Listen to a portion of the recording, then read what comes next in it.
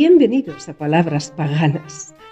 Historias que bailan, páginas que hablan. Sumérgete en mundos de tinta y papel, donde cada palabra tiene un sabor a miel.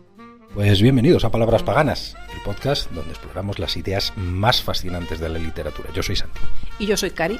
Hoy hablamos del Bosque Oscuro de Liu Cixin, una novela que plantea la hipótesis del bosque oscuro, un universo donde las civilizaciones se esconden para sobrevivir. Como has dicho, Ji Wenji, ¿cómo era? Esto va a seguir así, ¿eh? Uno de los personajes, Ji Wenji, introduce 3 axiomas claves sobre la sociología cósmica. Hoy vamos a debatir sobre ellos y sobre sus implicaciones. ¿Listos? Lista, vamos allá.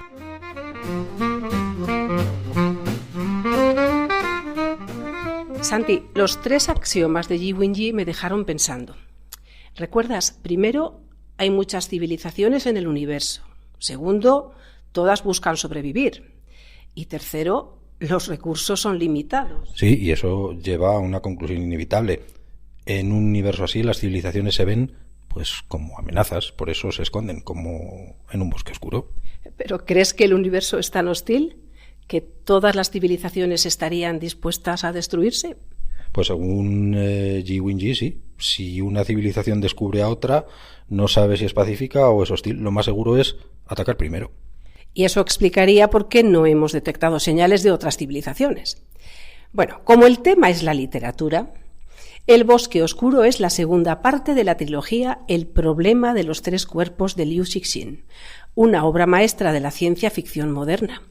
Publicada en 2008 y traducida al español más tarde, esta novela continúa la historia tras los eventos de la primera parte, adentrándose en las consecuencias de haber establecido contacto con la civilización alienígena de los trisolarianos.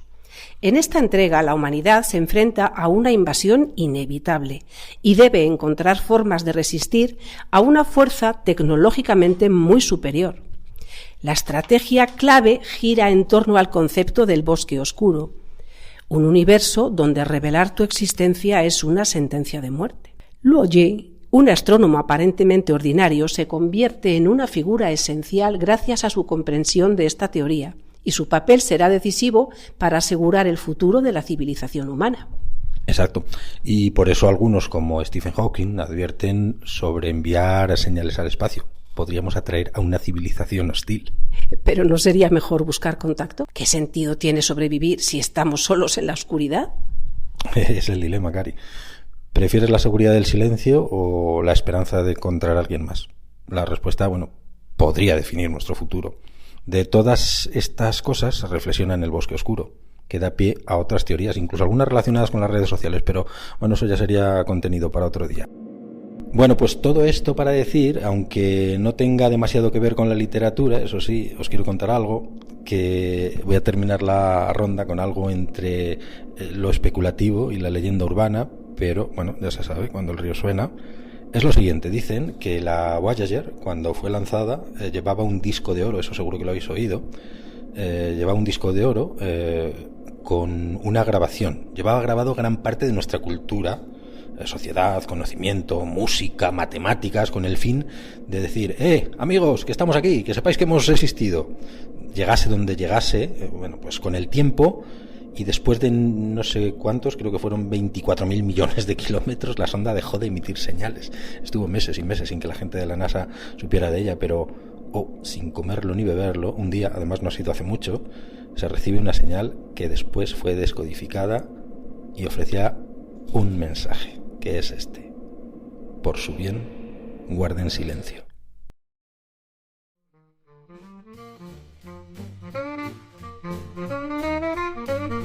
Pues muchas gracias por acompañarnos en este viaje por la hipótesis del bosque oscuro. Si te ha gustado, suscríbete a Palabras Paganas para más debates literarios.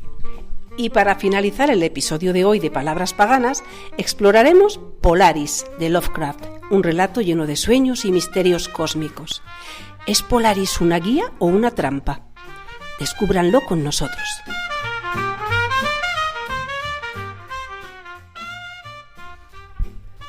A través de la ventana norte de mi estancia, la estrella polar refulge con luz extraordinaria.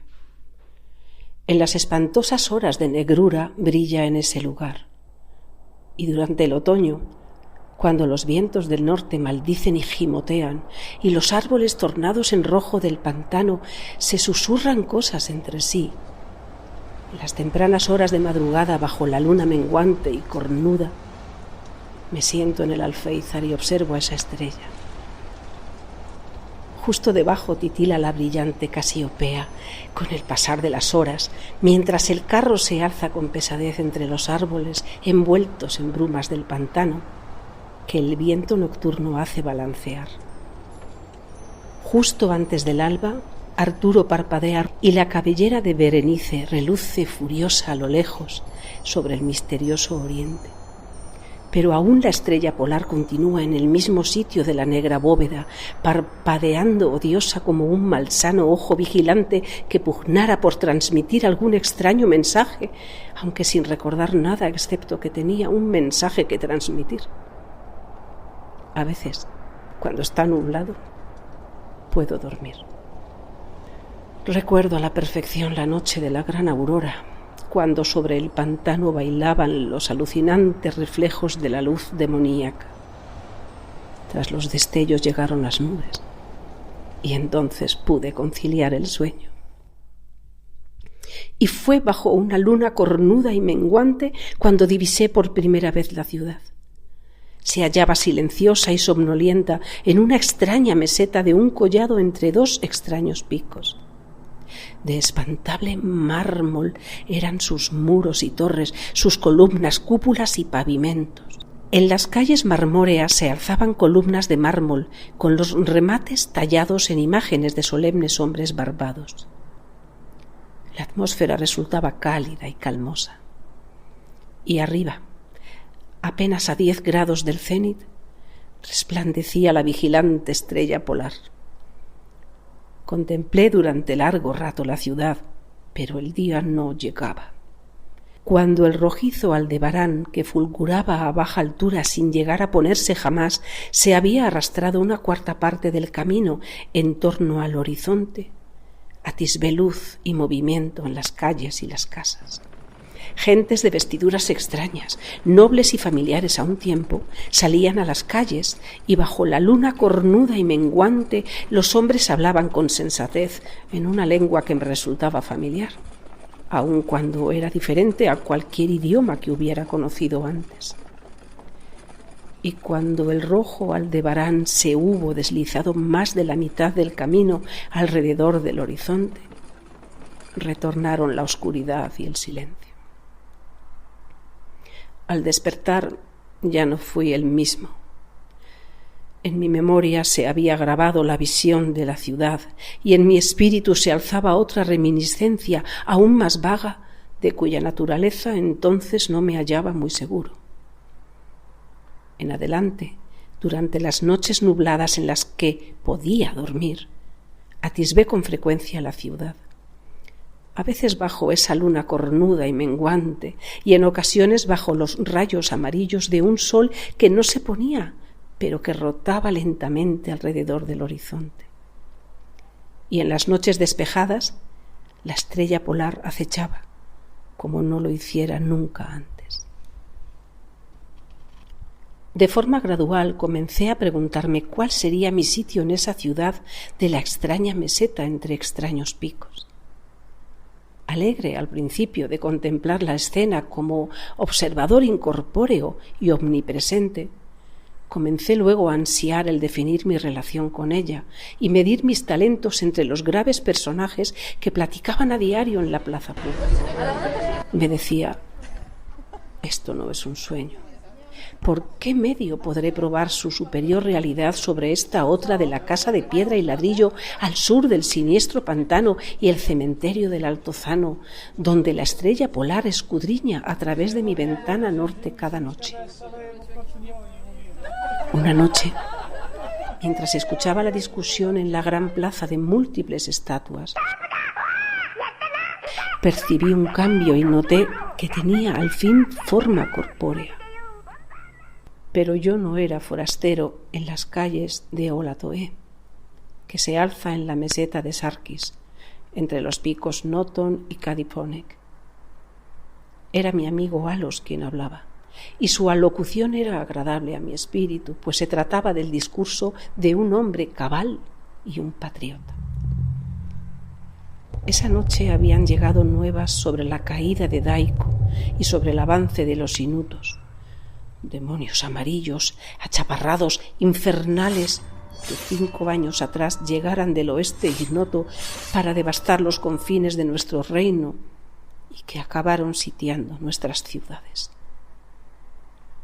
Habiéndose apoderado de las fortalezas al pie de las montañas, ahora gozaban de paso franco a la meseta, a no ser que cada ciudadano pudiera hacerles frente con la fuerza de 10 hombres. Ya que las rechonchas criaturas eran duchas en las artes guerreras y carecían del escrupuloso honor que disuadía a nuestros hombres altos y de ojos grises de Lomar de lanzarse a una conquista despiadada. Mi amigo Alos era el jefe de todas las fuerzas de la meseta, y en sus manos estaba la última esperanza de nuestra patria. En esta ocasión hablaba de los peligros que habría que afrontar y exhortaba a los hombres de Olatoé, los más bravos de entre los lomarios, a mantener las tradiciones de sus antepasados, quienes, al verse obligados a emigrar al sur de Zovna ante el avance de los hielos, tal como nuestros descendientes habrán algún día de huir de la tierra de Lomar, arrojaron valerosa y victoriosamente ante sí a los peludos y bracilargos caníbales egnopeques que se interponían en su camino. A mí, Alos me había denegado el alistamiento, ya que era enfermizo y propenso a una extraña debilidad ante cualquier tensión y esfuerzo. Pero mis ojos eran los más agudos de la ciudad, a pesar de las horas que cada día empleaba en el estudio de los manuscritos nacóticos y la sabiduría de los padres zovnarianos. Por lo que mi amigo, no queriendo condenarme a la inacción, me envió a la torre de vigilancia de Tabnen, donde serviría con los ojos a nuestro ejército. De intentar los inutos conquistar la ciudadela a través del pico Noton, sorprendiendo así a la guarnición, debía encender el fuego que pondría sobre aviso a los soldados de guardia, salvando así a la ciudad de un inmediato desastre. A solas ascendí la torre, ya que hasta el último hombre era necesario en los desfiladeros de abajo. Mi cerebro se veía dolorosamente ofuscado por la excitación y la fatiga, ya que no había dormido en muchos días, aunque mi propósito se mantenía firme, porque amaba a mi tierra natal de Lomar, así como a la ciudad de mármol de Olatoé, ubicada entre los picos de Noton y Kadiponek. Pero mientras estaba en la estancia superior de la torre, observé a la cornuda luna menguante, roja y siniestra, estremeciéndose entre los vapores que pendían sobre el lejano valle de Banov. Y a través de una abertura en el techo resplandecía la pálida estrella polar, agitándose como si estuviera viva, espiándome como un demonio tentador. Creo que su espíritu me susurraba malvados consejos, arrastrándome a una traidora somnolencia con una promesa condenadamente rítmica que se repetía una y otra vez. Duerme, vigía, hasta que las esferas 26.000 años hayan girado y yo tornado al sitio donde ahora fulguro. Otras estrellas en su momento se alzarán en el eje de los cielos, astros que alivien y astros que bendigan, con dulce olvido. Tan solo al final de mi giro el pasado vendrá a tocar a tu puerta. Me debatí en vano contra el sopor, tratando de interconectar esas extrañas palabras con alguna de las tradiciones celestes conocidas en los manuscritos nacóticos. La cabeza pesada y vacilante se me venció sobre el pecho, y al mirar de nuevo lo hice entre sueños, la estrella polar burlándose de mí a través de una ventana sobre los árboles horriblemente oscilantes de un onírico pantano. Y aún sueño. En mi vergüenza y desesperación a veces grito frenéticamente, implorando a las criaturas de ensueño que me rodean que me despierten, No sea que los inutos se escabullan por el desfiladero al pie del pico Noton y se apoderen por sorpresa de la ciudadela. Pero tales criaturas son demonios, ya que se ríen de mí y me dicen que estoy soñando. Se mofan mientras duermo, y los achaparrados enemigos amarillos pueden estar mientras deslizándose en silencio hacia nosotros. He fallado en mi deber y traicionado a la marmórea ciudad de Olatoé. He fallado a Alos, mi amigo y comandante.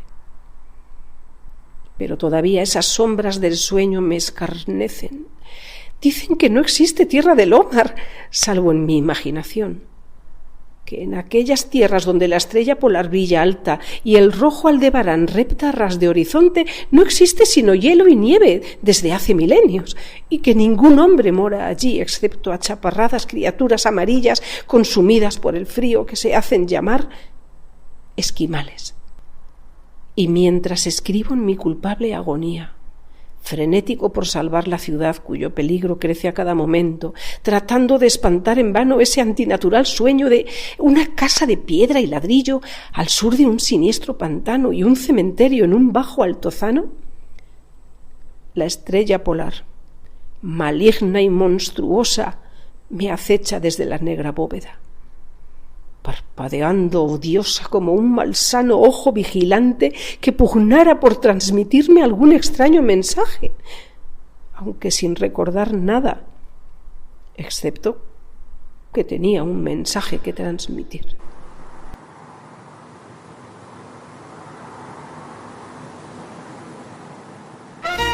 Palabras Paganas te despide por el momento, con letras que vibran y voces que inspiran. Nos vemos pronto en este ritual literario.